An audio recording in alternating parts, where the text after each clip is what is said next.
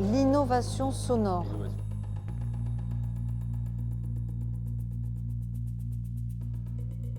Alors, la France a toujours joué un rôle assez central dans l'univers de l'industrie musicale.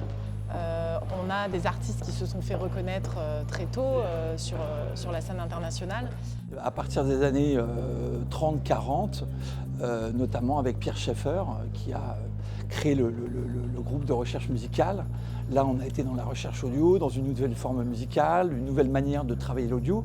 Il y a un gros changement philosophique qu'apporte la recherche française, et notamment Pierre Schaeffer, qui pour moi est une pierre angulaire sur les musiques d'aujourd'hui et sur l'innovation de l'audio. Donc on a eu envie de réfléchir à la manière dont on pouvait redonner une vie et une utilité à notre matériel obsolète entre guillemets.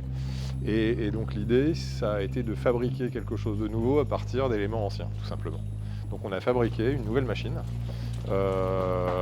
qui est constituée à 85% d'éléments complètement recyclés.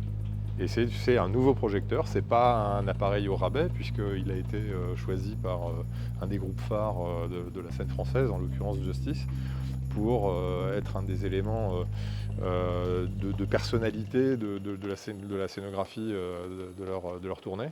Et on a 140 machines aujourd'hui qui accompagnent Justice sur leur spectacle aux quatre coins de la planète, quoi.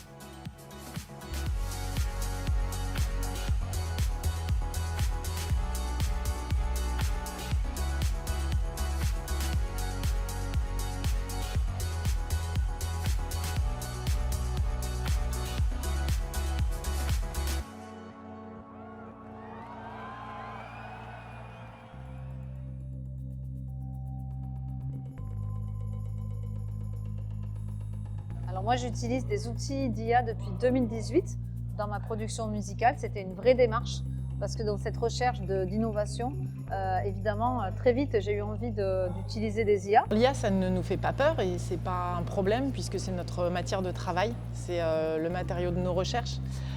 Puisqu'on travaille sur l'hybridation entre l'homme et la machine par définition, c'est le fondement même de la création de l'IRCAM. Et là, on a créé ensemble un nouvel instrument qui s'appelle Synvocia, qui est dédié à mon projet, où à partir de l'analyse de ma voix, ça génère en temps réel des visuels. Et c'est vraiment comme une conversation entre ma voix et la machine.